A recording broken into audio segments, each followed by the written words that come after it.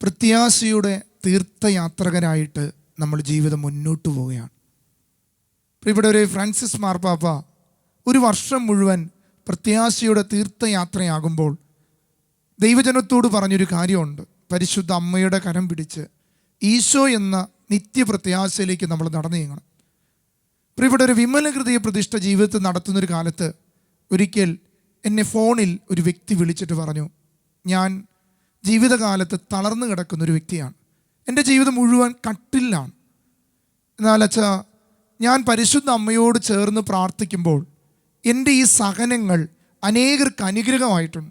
എൻ്റെ സഹനങ്ങൾ മാറുകയല്ല, ഞാൻ ഈ സഹനങ്ങൾ വെച്ച് വിമല ഹൃദയ പ്രതിഷ്ഠ നടത്തിയും ബലിയർപ്പിച്ചും ആർക്കെല്ലാം വേണ്ടി പ്രാർത്ഥിക്കുന്നോ അവരുടെ എല്ലാം ജീവിതത്തിൽ അനുഗ്രഹമാണ്.